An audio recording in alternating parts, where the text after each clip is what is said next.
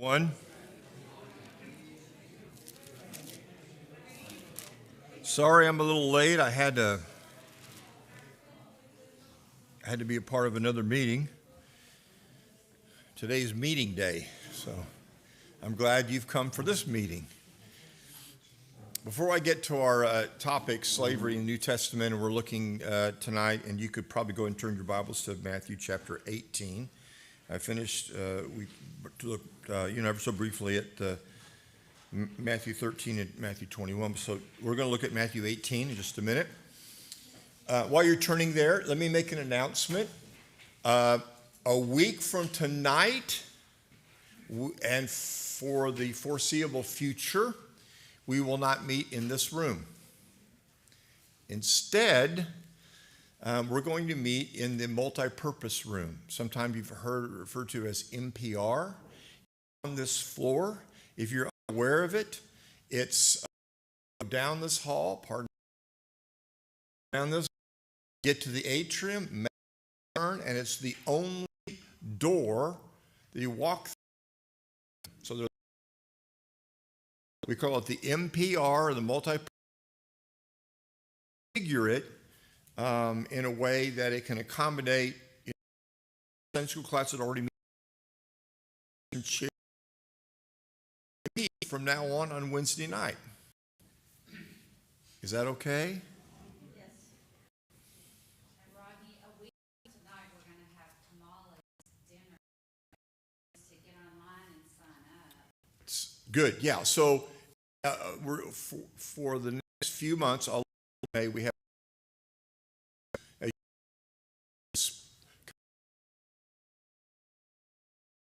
a fellowship. So the Wiggins class, Mark and Sandra Wiggins took it for January. It's Jerry Muckin's term. Jerry and Pam their class is going to host it a week from tonight. So it's tomorrow, 5 o'clock. So we'll eat. The hard part will migrate.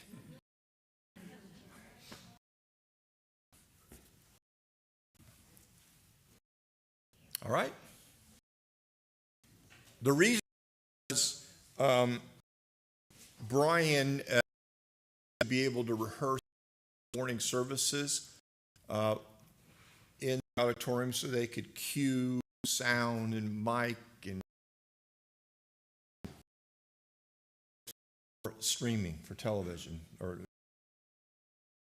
it's hard to do that on the fly. You don't get a chance on Sunday morning.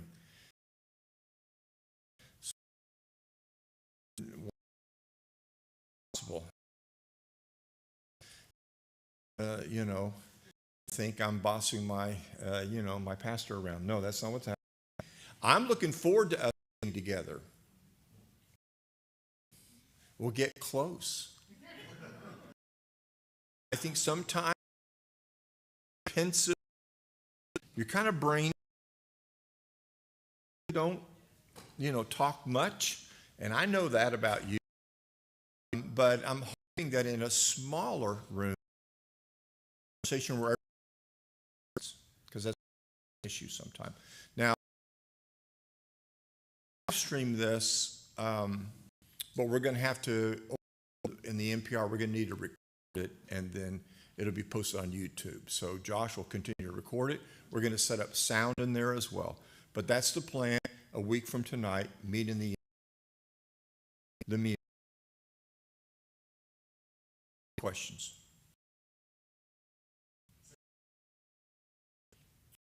$40 people? It could hold 80 people. I'm optimistic, John. Figure can accommodate a large. We already do that for Abide anyway. That's coming. I don't know how it's arranged now, but the room has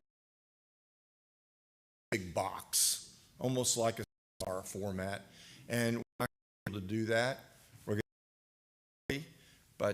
We're going to set it up so that if people still put their Bibles on it, and people who are comfortable sitting in the chairs will have that as well.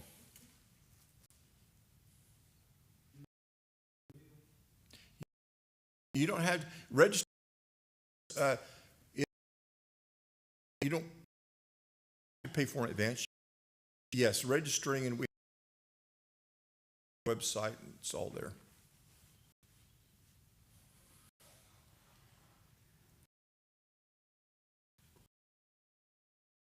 How? Thought I'd ask. Good.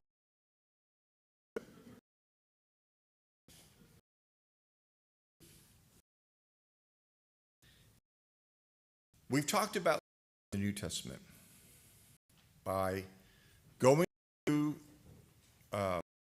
every place where slaves are mentioned. The primary word, doulos, other words that are used. Just to see not only examples of slavery,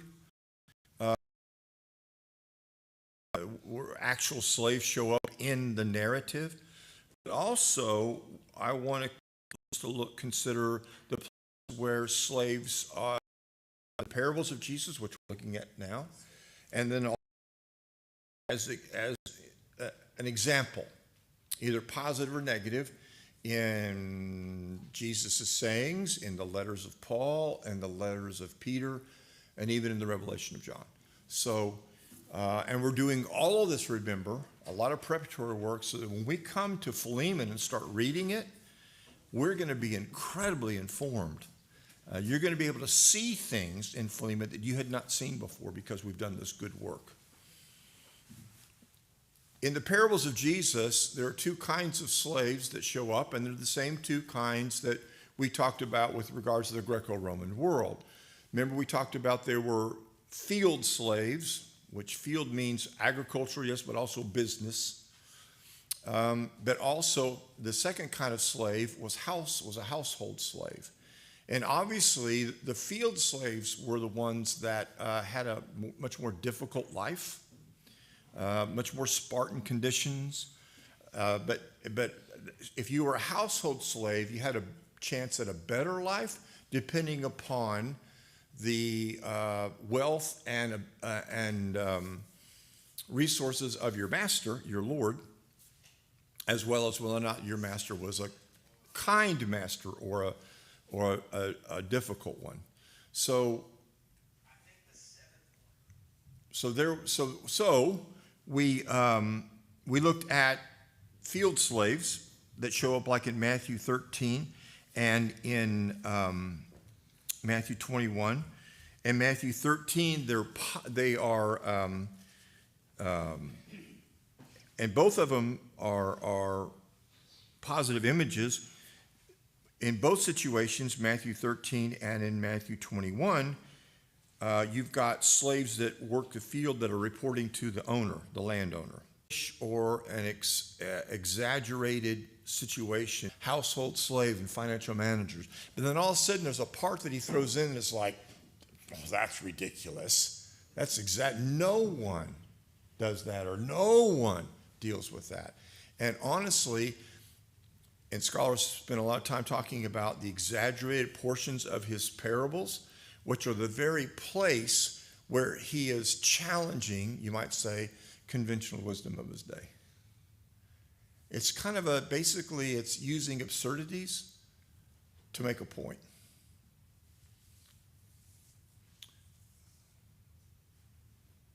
I was going to tell a story, but I'm not. Yeah, that we do this ourselves, especially if we're trying to accentuate an injustice.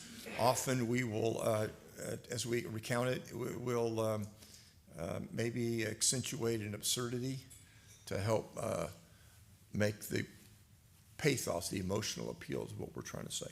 So this was common routine. This is common, I shouldn't say common, that's redundant, a common approach of teachers. This is what they did. The exaggerated part of the story is that a king, notice it is a king, right, has placed in the stewardship of a slave 10,000 talents of silver. It's really hard to calculate how much that is because a talent is a weight. That's how they weighed gold, silver. So we talk about it's a weight. A talent's a weight. And, in England they call it, we call it pounds, and they call it stones. How many stones do you weigh? Which we liked it because it was a lot less than pounds. I'm only 10 stones or whatever. Same idea. So a talent is a weight, but I don't know what you have in your margin in your Bible. In the margin of my Bible, 10,000 talents equals $10 million. Could be as that much, if not more. What does that say about a king that would place that much money in the hands of a slave?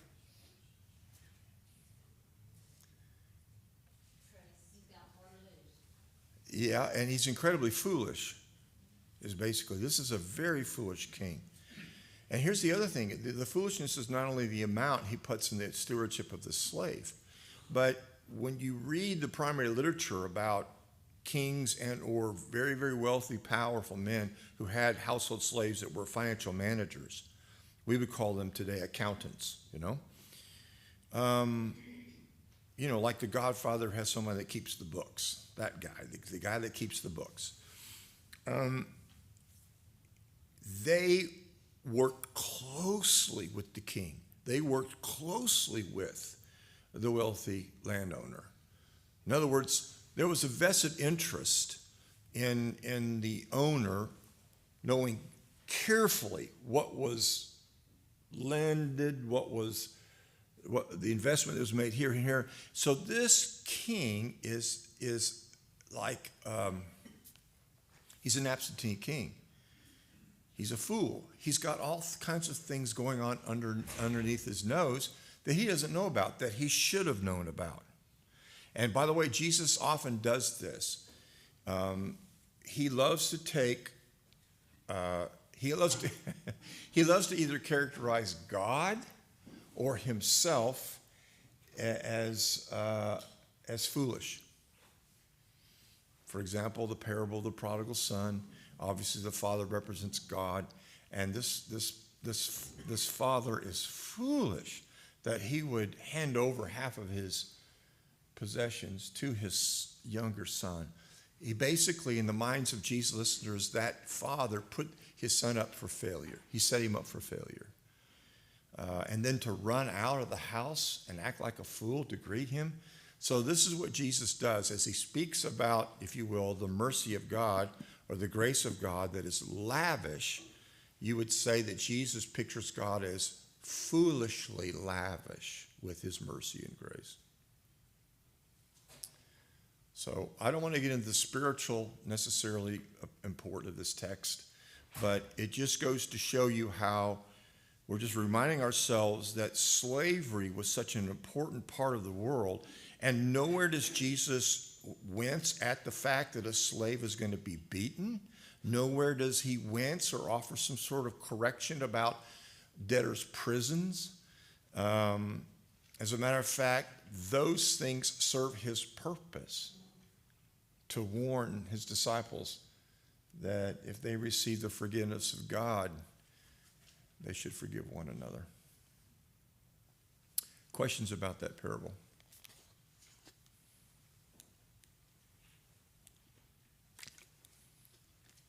Slavery was going on everywhere? Yes, Not so much like it is today. that's correct. You could not go anywhere in the Greco-Roman world and not encounter a slave on a variety of levels. Like we said, the estimate, and these are estimates, we don't know for sure, but it's estimated that 40% of the population of the whole Mediterranean world were slaves. Wouldn't this be Joseph in Potiphar's house? Yes, exactly right. Joseph in Potiphar's house. Yes. How did you get to these slaves? Was it only captured people? We talked about that, so not to catch you up, Margaret, but there are 4 sources for slavery. And one was through kidnapping and also through war. Yeah.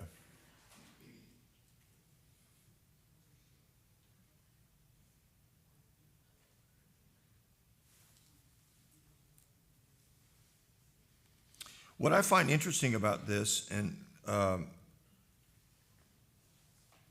we'll go to Matthew 25. So let's go there, Matthew 25, is Luke tells a similar story to this. In Luke 16, I don't know if you're familiar with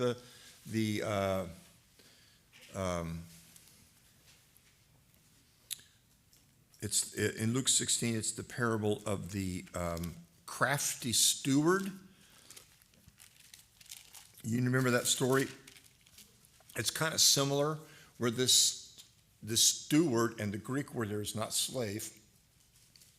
So I don't want you to get the wrong impression that every single household financial manager was a slave. No, not necessarily.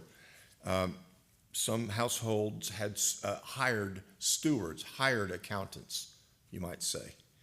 And so Jesus tells a parable in Luke 16 of a steward who has mismanaged his master's property, and it's time to give an account, and the books don't line up. It's basically he's either wasted or embezzled funds. And so you remember the story in Luke 16 where he goes to all the king's, all the master's debtors and says, here, mark your debt down, which is incredibly mischievous and sneaky and conniving. And the surprise in that parable is Jesus praises that steward as being wise. But that's a steward. That's not a slave. So we're not even talking about, but there's a similar dynamic when it comes to money and these wealthy, powerful people, kings or wealthy landowners that had stewards that helped manage the money.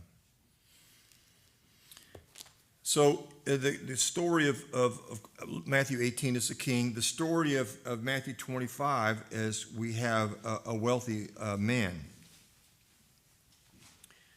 And so it's very familiar, but let me just go ahead and read it. Matthew 25, verse 14. For speaking of the kingdom of heaven is like, this is what Jesus does. So he's, chapter 25, 1, the kingdom of heaven is like. And we're going to look at about 24 here in a minute. So you might just keep your finger there. Verse 14 of chapter 25. It's just like a man about to go on a journey who called his own slaves and trusted his possessions to them. To one he gave 5 talents, to another 2, and to another 1. Again, talent is a standard of weight. Each according to his own ability, he went on his journey. Immediately the one who had received the 5 talents went and traded with them and gained 5 more talents. In the same manner, the one who received the 2 talents gained 2 more. But he who received the 1 talent went away and dug in the ground and hid his master's money. Now, after a long time, the master of those slaves came and settled accounts with them. And the one who had received the 5 talents came up and brought him 5 more talents, saying, Master, you entrusted 5 talents to me. See, I have gained 5 more talents. His master said to him, Well done, good and faithful slave. You were faithful with a few things. I will put you in charge of many things. Enter the joy of your master. The one who had received the 2 talents came up and said, Master. And again, the word for master is Lord. It's the same word. The Greek word is kurios. So Lord, Master, we call Christ Lord, God Lord. It's the same word over and over again. So Lord or Master, you entrusted to me 2 talents. See, I've gained 2 more talents. His Lord, his master, said to him, Well done, good and faithful slave. You were faithful with a few things. I will put you in charge of many things. Enter the joy of your master. The one who had received the 1 talent came up and said, Master, I knew you to be a hard man, reaping where you did not sow. So now we hear the first time he's a landowner. He's not just a businessman, he's a landowner. And gathering where you scattered no seed. I was afraid, went away and hid your talent in the ground. Like seed planted, right? But it doesn't yield anything. And see, you have what is yours. And his master answered and said to him, You wicked and lazy slave. You knew that I reap where I did not sow and gather where I scattered no seed. Then you ought to have put my money in the bank. It's literally with the bankers. I'll come back to that in a minute. And on my arrival, I would have received my money back with interest. Therefore, take away the talent from him. Give it to the one who has the 10 talents. For to everyone who has shall more be given, and shall have an abundance. But from the one who does not have, even what he does have shall be taken away. And cast out the worthless slave into the outer darkness. In that place there will be weeping and gnashing of teeth, which sounds like, again, corporal punishment. Okay, so this is a little different than a king who has an actual financial slave steward that manages his financial resources. Here is a master, obviously a landowner. He has a variety of businesses, and he's leaving to probably go on business. And so he doesn't want to leave his assets just static. He puts those assets in the hands of 3 slaves. And we don't know if one of them were once, had different, they obviously were household slaves, but we don't know what their duties were. But notice it says that the Lord gave it according to his abilities. So there's that sense once again of, we talked about certain slaves rise above higher than others because they have more ability than the other. They're more literate, or maybe they're more skilled or more educated, right? So we see this here. Not all slaves were treated the same. Not all slaves were the same. Household slaves. He puts his wealth in the hands of these people to basically do business with it. Now, in their day, we talked about this a little bit, there are a variety of ways for entrepreneurs to make money. One of the most common ways is that you would be the middleman between goods that were imported, like in Israel, on the coast, the Mediterranean coast, and arrange to purchase those goods from the merchant, selling them right there at the dock, so to speak, manage having the goods taken to vendors in a particular city like Jerusalem, and then getting a cut not only from how you sell it or how you buy it, but also how you sell it, and getting a cut back from the merchants who then sell them, and then the profits come back to you when they get a cut. That was probably one of the most common ways. Herod the Great loved the Roman way of life. He loved the luxury of that. Now, Jews were pretty fanatical about what kind of dishes you could eat off of. And most of the rabbis, this goes back to the Hasmonean dynasty 200 years earlier, when the Hasmoneans were in control of the land, and they were pretty rigid. The Pharisees had a huge influence on them. And so they began to require all Jews to use only stoneware, because clay pots, which were man-made, it's believed, the thinking was it's porous, and once you put food in it, it contaminates it, and it can't be cleaned. So there's archaeological evidence at the Herodium. Remember those of us who went to the Herodium in Israel and surrounding villages during the Hasmonean period, they found one of the clearest ways that they knew they were in a Jewish village of that period of time, we're talking 2nd century BC, is they would find a bunch of broken clay vessels, because once they used them, they broke them. The first disposable plates and cups, exactly right. Or they were also known, this is what they do, rather than break it completely, sometimes they would pierce the bottom so they could still hold something, but not food or drink. And I think, by the way, there's a reference to the clay pot in 2 Corinthians, that being pierced, a picture of Christ pierced for us. That's in my commentary. It's coming out in a couple of years, as soon as I finish writing it. But anyway, that's coming. But so Herod loved the Roman way of life. He loved the clay.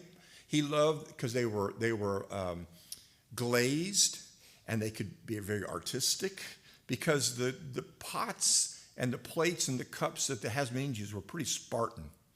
But Herod loved the luxury of it. So he imported Roman, earthenware, basically, that had Roman style to it. And he used it in his palaces. And his sons followed suit, Archelaus, Antipas, and Philip.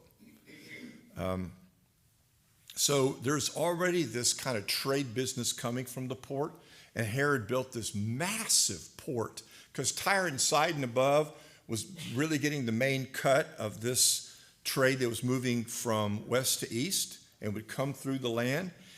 They were getting a lot of money. And so Herod had this big, beautiful port built called Caesarea.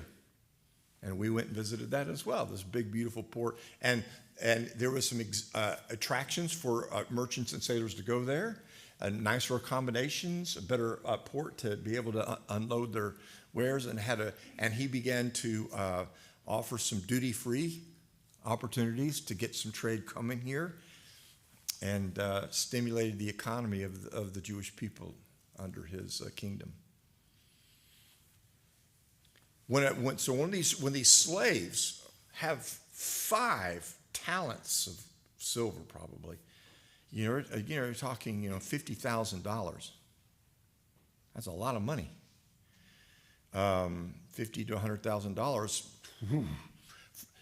There are robbers that put you in peril. The highwaymen were a major problem in Israel. The bandits. The Good Samaritan comes across a man who was victimized by bandits. That's why Roman soldiers patrolled the main roads, like from Jericho to Jerusalem. But the bandits were everywhere. And the bandits were people who, there were some Jewish bandits that were like the ancient Robin Hoods. They would plunder from the Romans to give to the poor because of the heavy taxes. So you've got these slaves that have all this money, and now what am I going to do with it?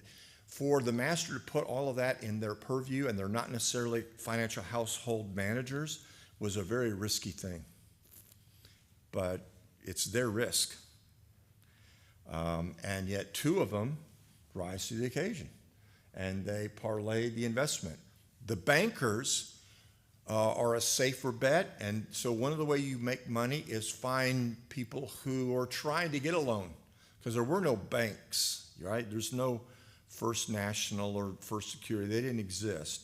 Citizens, whatever one you use. I don't want to offend anyone, but goodness, there's a bank on every corner in Jonesboro, isn't there? So they didn't have banks like that. The 2 places you could get money if you needed to borrow money was either from a religious shrine or a temple, because wealthy people would often keep their money in the temple, which is interesting, safeguarded in the temple, or you get it from a wealthy person. And so that's what he means. But of course, this man plants the money, the coinage, like seed, but it doesn't yield anything. That's the imagery, hiding it. And by the way, unless you think that's odd, we have examples of in archaeological, especially around Qumran, there was pots that had treasures in them that were buried, and even one of the famous Dead Sea Scrolls was a map to all the buried treasure around Qumran. And I thought, the first guy that found that goes, okay, we're headed for Qumran. 50 paces this way, 30 paces. Dig down, boys. Let's see if we can find something. But so burying treasure, Jesus tells parables about that, was one of the ways that you could maybe protect your money. So the lazy slave is not he's not wicked in that he has abused the money, like the previous example. And how do you spend $10 million, right? How do you mismanage that? But he certainly is lazy in that this man who's demanding puts his slaves in a really difficult position, really difficult, and the demands more than their, demands from them, accountability. That's the picture Jesus gives here of God.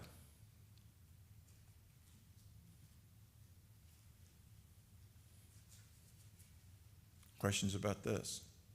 What do you think the message of this one is? I think the message of it's a good question, Arliss, because all these dynamics begin to bring color to this parable that we kind of read as black and white. and you begin to see, oh my goodness, there's some really interesting dynamics going on. If you read the parable and that's why literary context matters. Scholars will take a parable like this, pull it out of its context, and do the social dynamics, economic dynamics. What is Jesus teaching? Well, what every gospel writer is doing is trying to put the parable in a literary context. Because for Jesus, the parables are not just illustrations of a point he's making, they are the point. So what's the context of the talents? And the context is, the parable before this, this maybe will help. Go ahead, we're going to read this in a minute, verse 45 of chapter 24. But the context is Jesus has just taught his disciples that about the end of the world, and that there's going to be a delay. And that's the theme, the delay of the master who leaves and then comes back, creates a tension in the talents, or the parable of the virgins. It creates a tension in this parable that we just read. He's away. When's he coming back? We don't know. We don't know when he's coming back, but we better be ready, be faithful. And the other way that's taught is in this parable that we'll read here in a minute, chapter 25, verse 24, 45. So scholars believe the reason Matthew puts it here, because Luke has a parable of the minas in Luke 19, which is similar to the parable of the talents, but it's different in a different context. And Luke seems to be thinking Jesus is intending something else. Or another way of putting it is, these parables have multiple applications. You're not going to get the meaning of a parable. It's the parables, like a hub of a wheel, there's all kinds of messages coming out of this parable. And when you put it in this vehicle, this context, Matthew seems to be teaching Jesus predicted the destruction of the temple. Jesus said, I'm coming back. Be ready, because you don't know when. I don't even know when. Well, the destruction of the temple happened 40 years after this. Jesus didn't come back. And scholars think Matthew wrote this gospel in part, at least he arranges the parables this way, to remind Christians, the temple was destroyed, just like he said. Now it's been several years. The end of the world hasn't happened, although we thought it was at that point. He hasn't come back. Don't be lazy. Don't be foolish. Be faithful. Watch and pray. Jim. Rodney, is he wicked? Is he called wicked by the master here also because he's mischaracterized when he says you reap where you don't sow? Is the slave trying to make a commentary on land ownership here? Yeah, that's the sociological read. Yes, I think so. Because Jesus is not afraid to use a negative image with all that it carries sociologically and yet press it into his service. So it's like he's not even making a comment about land ownership or this ruthless landowner or the fact that slavery exists. He's not even offering that. He's using these as building blocks to make a different point. And I'm simply saying, wow, when we get to Paul and we'll go, how come he doesn't get Philemon released? Oh my goodness, or Onesimus released. Look at this. Jesus worked within, you might say, the social structures of his day. And again, the fact that he doesn't mind at all using a negative image, either for God or for him, he's fine with it. Like he calls himself a thief, a bandit. But then also he calls Satan that. He comes to steal, kill, and destroy. So he'll use a negative image. He'll use a positive. The image, he's not, and scholars debate this. Why did he do this? Well, part of it is what parables do. They do two things at the same time. they are reflecting the conventional wisdom of the day, saying this is the way the world is. And it shouldn't be this way. But then also, where are you in the story? Holds up a mirror.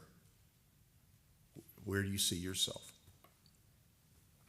So that he's trying to not only reflect what's going on, but help them imagine the way it should be. Does that help, Jim? Keep thinking of that children's song about the, this little light of mine that don't, and keep, don't put it under bushel. Don't play it safe, let it shine. And this makes me think of that. Why, I don't know why, I guess I'm weird, but. Well, you may be weird, but that doesn't make you weird, Jackie. Well, I just was thinking, I thought about that, and I thought that one who, he played it safe, and he thought he was doing the right thing by protecting Yes. what he had. Yes. And he, instead of, And again, just like and we miss this because we've read these stories so often, we don't see Jesus is putting God in a very negative light as a prodigal, as the father of the prodigal. I mean, what that father does is simply just foolish. Foolish. He put that boy in an impossible place. Why does God give teenage boys fathers? Right? Why does he do that? Well, their body may say man, but their mind says something else. So Jesus does this all the time. He's constantly challenging, holding up. This is really the way you think about God. This is who he really is to you. No, I don't. So he's holding up the conventional ideas about God and how he works, using negative imagery to do it, but then flips it all upside down, and basically, therefore, we love that story, even though the father is foolish and the prodigal wasted. The prodigal's an idiot. But don't we love that story? Jesus does this all the time. And that's what made him so provocative, because to his listeners, it looked to them, I'm sure, sounded to them like he was encouraging bad behavior.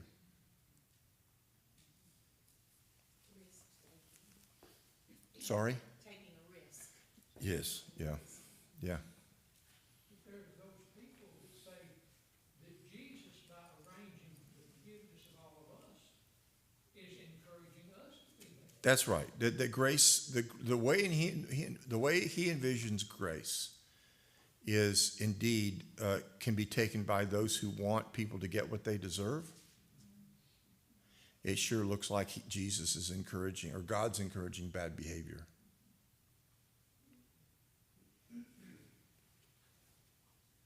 Ronnie, the master doesn't correct him either.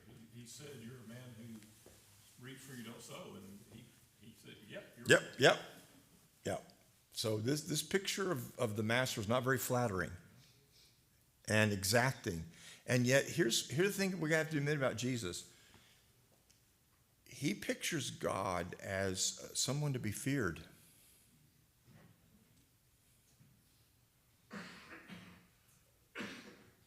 Judgment Day.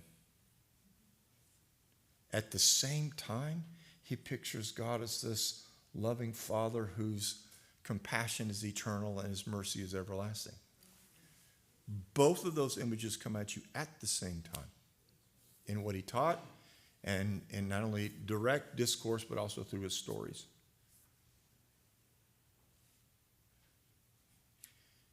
Does this not show that, they're using talents and they're using, giving these people money and this is what happened to them? But does this not say also that you're trying to further the kingdom of God? If God gives you certain abilities and you waste them, is that not the same thing as money? If you have an ability to be a pastor? Yeah, and don't get tripped up on the word talent. That word talent is not like what we say is unusual abilities. Talent is a measure of weight. I understand that. Yeah. And so you're right, Margaret. There are, like I said, this is Hub can Both thoughts. invite a variety of interpretations. And since I don't have $1 million, I might have a talent, I mean, an ability to do something to further the kingdom of God, and if I waste that, that's the same thing as wasting the $1 million. Yes, and there's probably stewardship is an important part of Jesus' teaching. But that's why Jim's question is really interesting, because this is more than just a parable to tell us we better use the talents, the resources God has given us for the good. It's more than that. It's placed in a context of virgins, talents, and then sheep and goats. So all of that comes out of his teaching about the end of the world. And all of it flows. Let me just read this and we'll call it a night. We won't talk about it tonight, but this will help kind of nail down some of these questions about what is this teaching? That is Matthew's understanding of one of the major points is be faithful in light of the absentee landlord. So this is Matthew 24:45. This is after he's talked about how no one knows when the Son of Man will come. I don't know. Angels don't know. Only God knows. And the warning that, it'll seem like nothing's changed. Life will continue. But all of a sudden, two will go to the grind. One will be taken away from the grindstone. This sense of judgment that's coming. Verse 44. I'll start with 44. Therefore, be ready, for the Son of Man is coming at an hour when you do not think. That's how he sets up these series of stories. 45. Who then is the faithful and sensible slave whom his master put in charge of his household to give them their food at the proper time? Okay, now we have a household slave who's responsible for feeding the other slaves of the household. So there, household slave has some responsibility. Blessed is that slave whom his master finds so doing when he comes. Truly I say to you that he will put him in charge of all his possessions. We saw that with the talent story.